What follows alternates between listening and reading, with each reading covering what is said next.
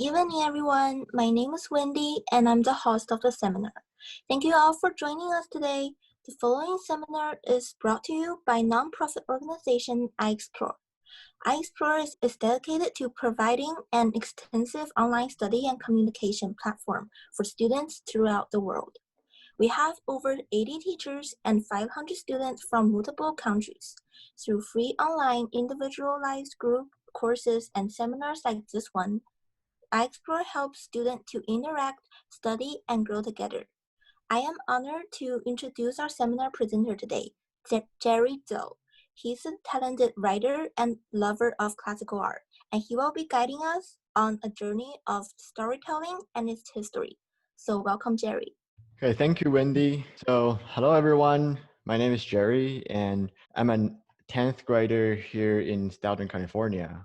So, today I'll be talking a bit about the history of storytelling, how our society today is based upon the interesting skill of storytelling. And it's usually the most misinterpreted word in English as well. Okay, so before we start, we need to clarify the definition of storytelling. So right now I'll be acting as a lawyer to our defendant storytelling, because in our world, most people think storytelling means a mom reading a comic book to her child before bed, but that is just a very, very small portion of storytelling. And its simplest definition is any sort of delivery event to someone else. And this event could be both made up or real. And this delivery of an event has three functions.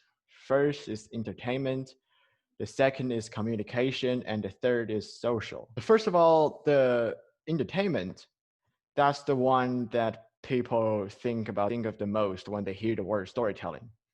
Almost all books, all movies, all poetry, and all mother telling a story to her child before bed counts as entertainment. And usually entertaining storytelling or delivery of an event that is not real. So songwriters, screenwriters, novel writers, they make up this story in their mind. We cannot find in nature. And the second one, the communication, it's usually a delivery of real event. And almost all sorts of talking we experience every day counts as communication storytelling.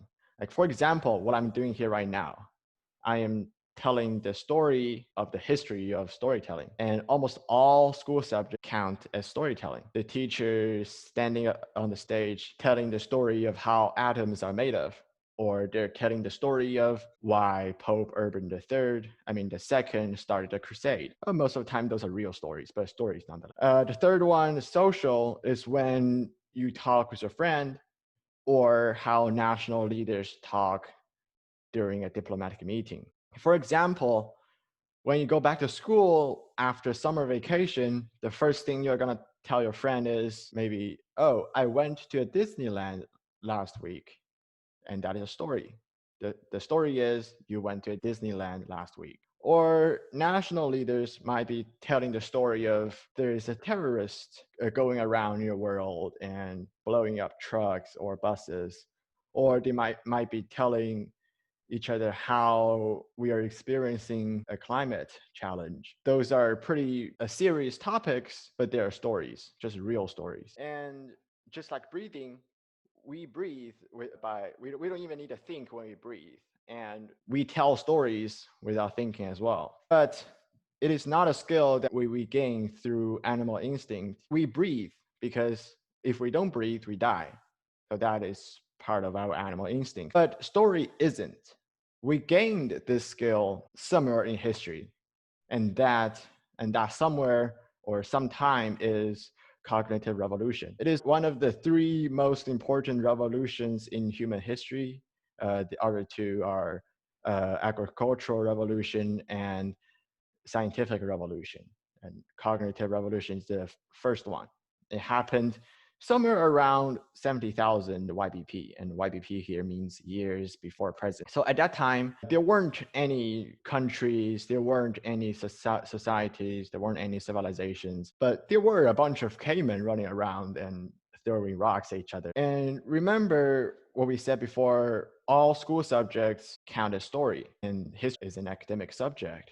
So the idea of history began during the cognitive revolution as well.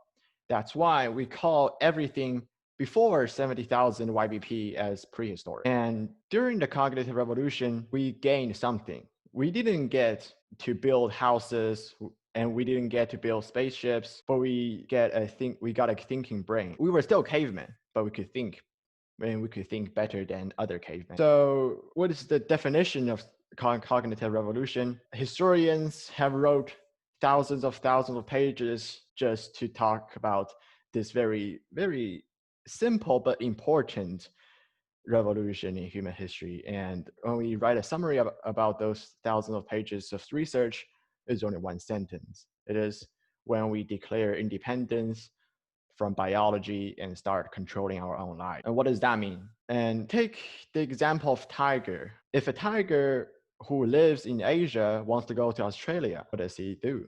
He won't go out and build a boat or climb into a plane and fly there. Instead, he'll wait millions of years until maybe I'll say the 2 millionth generation of tiger grows out fins like fish, and they grow their nostrils on top of their heads like whales, so they could swim through water, so that they could cross that big ocean between Asia and Australia. But it already took them millions of years. And after they got to Australia, they won't be able to live in Australia because they have been living like a fish for the past few thousand years.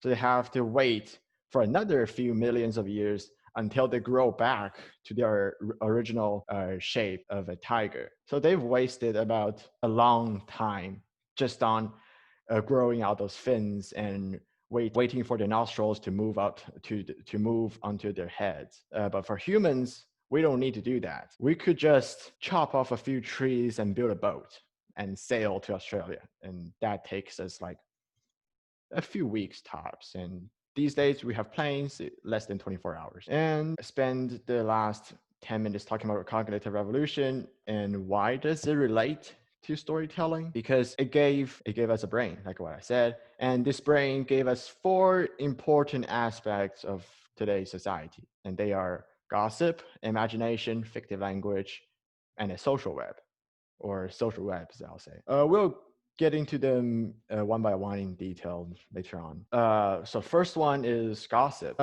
When you hear the word gossip, most people will think it is someone spreading rumors or trash talking someone else.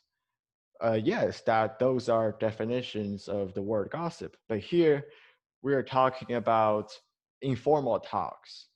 So those could be rumors or trash talks, but it includes a lot of things. Gossip, it helps us to exchange information, especially complex information, so a society can be established and stabilized. What does that mean? For example, you and your friend, you come together at lunch. You won't be talking about your recent English essay or biology test, though you might, because you and your friend are most likely students and that's what you do. But I guarantee that 90% of the chance you'll be talking about the new shoes you got, or the new movie you watched. Someone broke up with their girlfriend or something, and those are totally unrelated to your schoolwork. Or sometimes you might say that we are kids and that's what we talk about. But remember that even college professors, for example, even biology professors, when they come together at lunch, they won't be talking about their recent research or the articles they've written. They'll be talking about the price of houses or the price of cars, and those are not related to their field of study, but they like to do that. It brings in, or it shortens the distance between two strangers. If you and your friend only talk about schoolwork, you'll probably get bored really quick and leave your friend and find someone else who talks about video games or sports. And if that happens, it is not just 2 people not being friends, it is also the recipe of a society crashing. Because if you don't work together, there is really no society to talk about. And keep in mind, usually we gossip about real things. So gossip is the beginning of nonfiction. And right now you might ask, why do we gossip? Like, why do we talk? Historians are still debating that, but the result is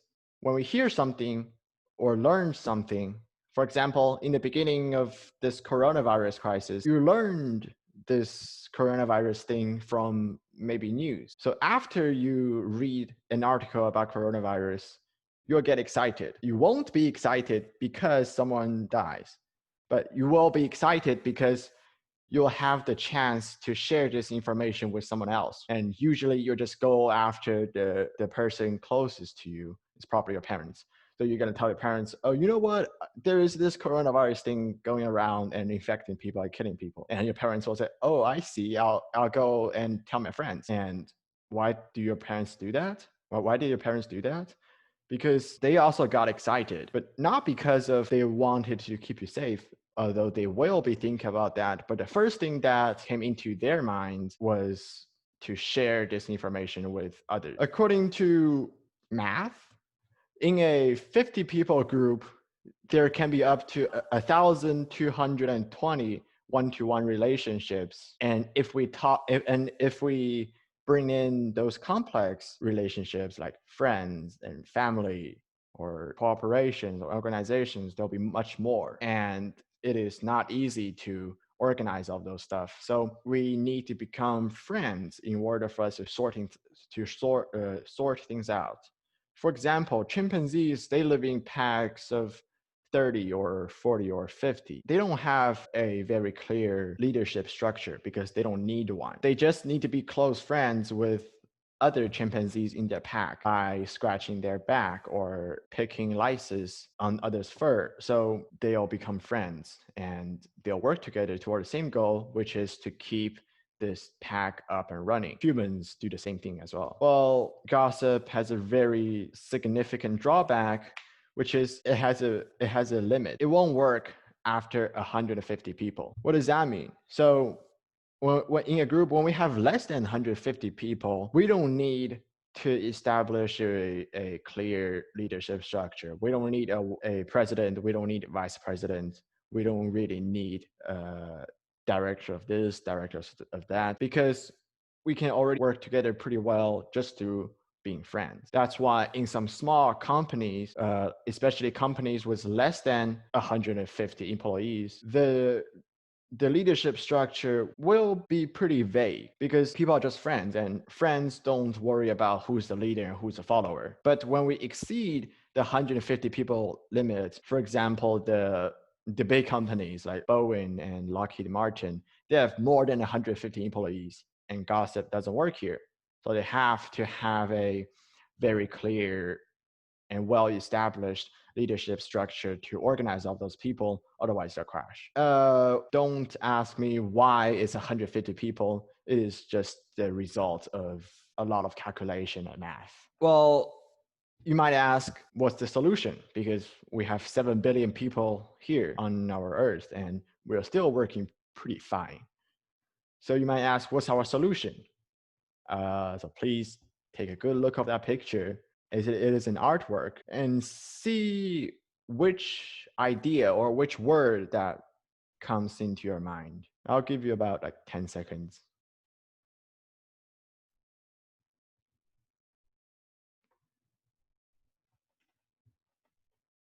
Of course, you don't have to share this thought with other people. Just have that in mind. Okay, so it is a Stadel lion man.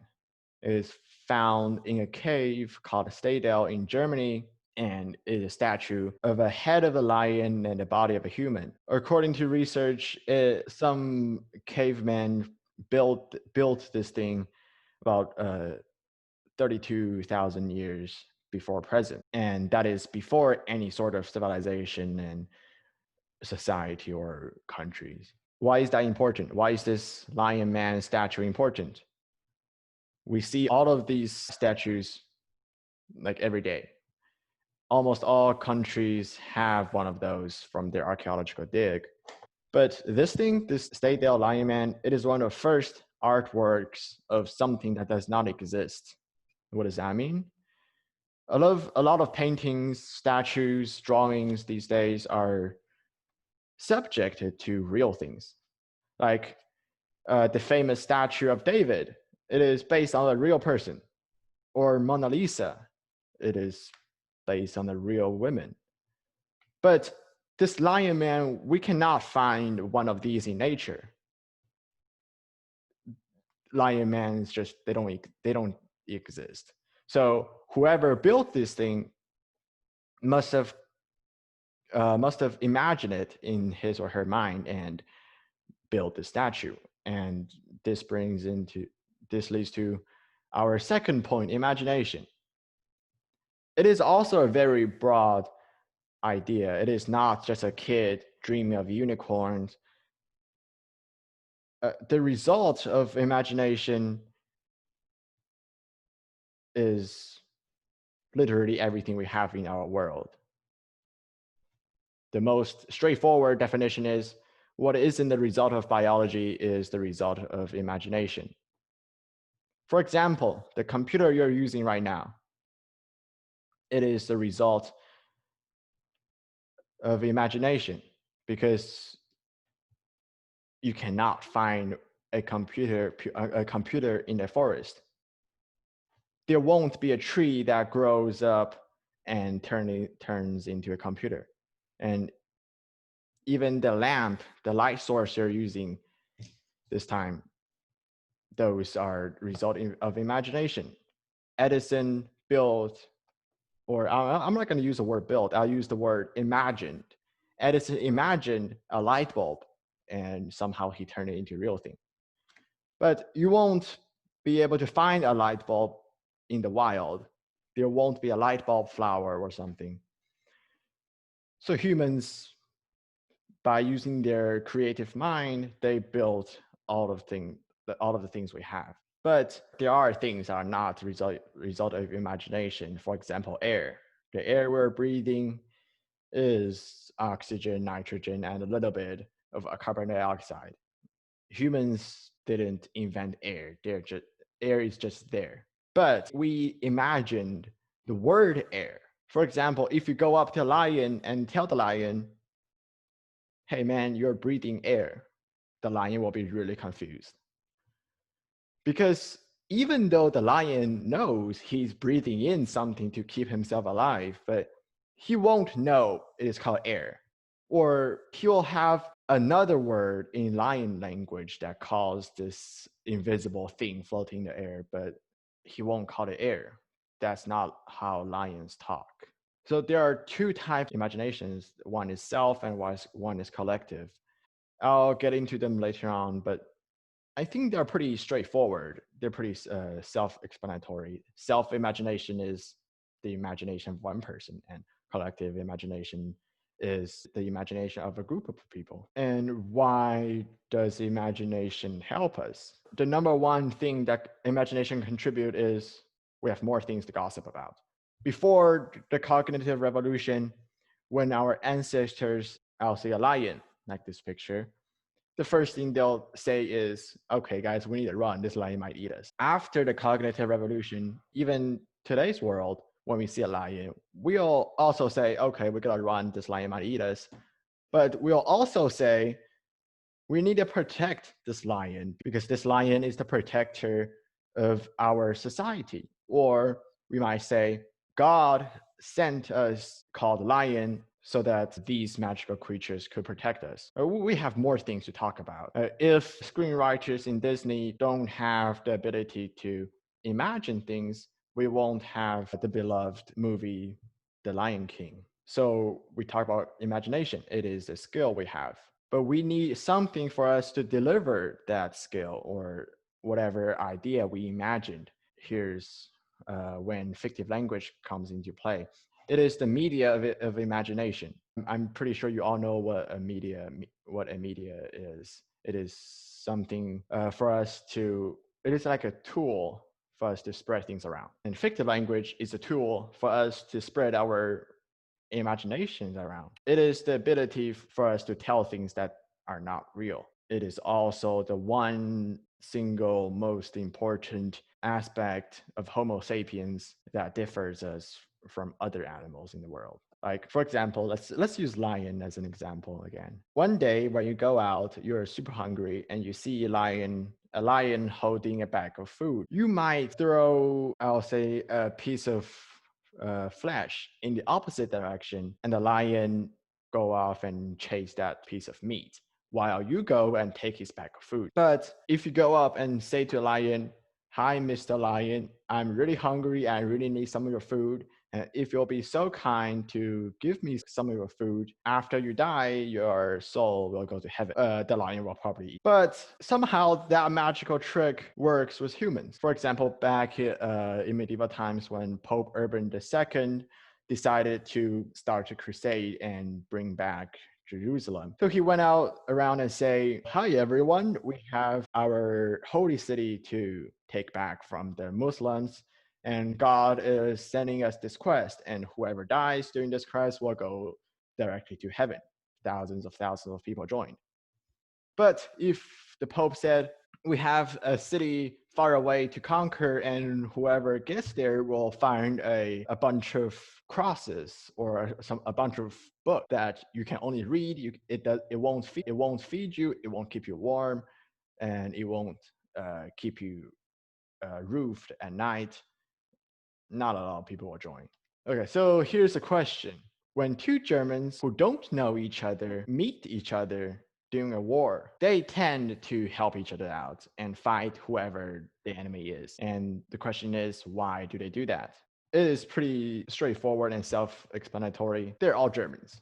Germans are supposed to help other Germans during a war, or French are supposed to help other French people during a war. But it is not because they want to. The reason behind all of this complex thinking is they all believe in the idea of Germany. They all believe that their motherland will protect them after the war or protect their family. And most importantly, they are part of the society of Germany. So even though they won't know each other personally, but because they believe in a common subject, they'll still help each other out. That's why Google, with their thousands of employees who won't be able to know each other, still will cooperate and make sure Google gets more money. Okay, so I have 4 pictures here, and of course they're all the results of either fictive language or imagination. So take a good look at them. There is the United Nations, and there's Tesla, Harry Potter, and there's Christianity. Though there's one thing here that isn't the result of either imagination or fictive language, and that is the small continent inside the United Nations symbol, the small islands and the 7 continents. Those are there. They are just there. We humans didn't invent them, although we imagined their names: North America, South America, Asia, Europe, Africa.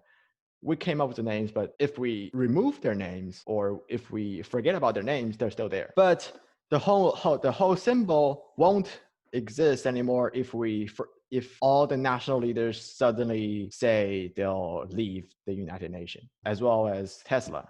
Tesla used to be a self-imagination of Elon Musk, but throughout the years, it slowly became a collective imagination of all Tesla employees around the world. That is how a self-imagination turns into a collective imagination. Also, the same thing with country. For example, the founding fathers of, I'll use Germany, the founding fathers of Germany, they came up with the idea of starting their own nation, I'll say country, starting their own country in Europe. So they came together and worked on whatever the paperwork or gather the people. And suddenly, boom, there's Germany. And that's how easily a country could be built. Same thing with Harry Potter. It is an idea, also a self-imagination of its author, J.K. Rowling. But throughout the years, it slowly becomes the I'll say the belief of a lot of Harry Potter fans. So right now it's a collective imagination. Usually everything we know is a collective imagination. Otherwise we won't be able to know. If I came up with something, but keep it in my head, none of you will know it. So it remains as a self-imagination. Here's Christianity. It is a collective imagination. It is a collective imagination of thousands of Christians. They all believe in the cross, and they all believe in Jesus. Look here, I put a verses between Harry Potter and Christianity. There is some differences between them. But if we're just talking about them in a historical content, they are sort of the same thing. They're all results of imagination. Okay, so here's our fourth topic, tighter and larger society. So remember what I said, that when a few founding fathers of Germany came together and built Germany, we have this tight and powerful society called Germany. And inside, whoever lives in Germany will probably help each other to make sure that Germany is a strong country, or at least they'll try to do it. It doesn't really matter whether they succeed or not, but what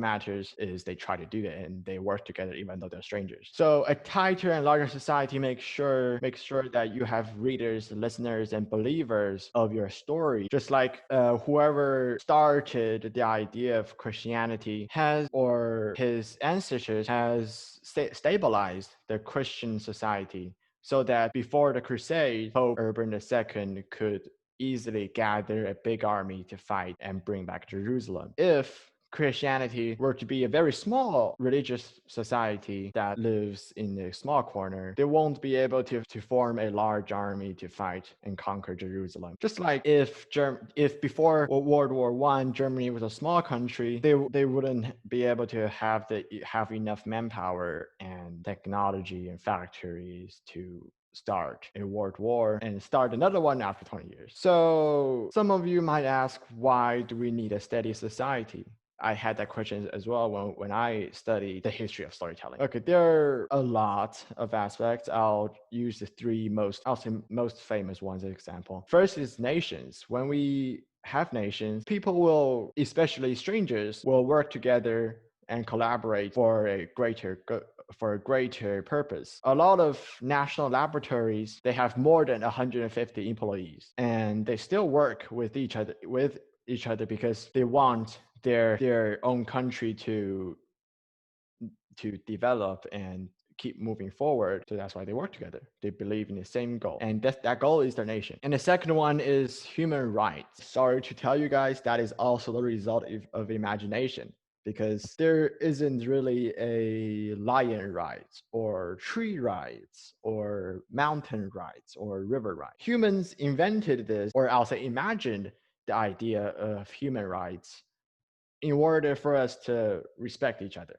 I'll say it works most of the time. The next one is treaties. It ensures peace. Countries join together and sign peace treaties so that there won't be wars anymore. And these days we'll be looking for peaceful solutions first rather than just dueling. So hopefully you remember the two pictures in our first slide, the caveman and all of these nations. The result of storytelling is we evolve, well, not really evolve, we change from uncivilized cavemen to a few, like 100 or more nations. But we also work together, even though we might be in different nations, we still work together this way or another, because we don't want us to all die. And now are there any questions? I didn't get a lot of questions, but I just want to give a quick shout out to a few people. And a quick shout out to Jason for providing great input throughout the lesson, to Henry Player 10 for answers and giving very profound thoughts, and Angelina for asking great questions. So thank you to those people. And Oh, I didn't really get any questions, so if you guys have any, just drop them in the chat section and I will be reading them off to Jerry. cool. So this seminar is pretty straightforward and self-explanatory.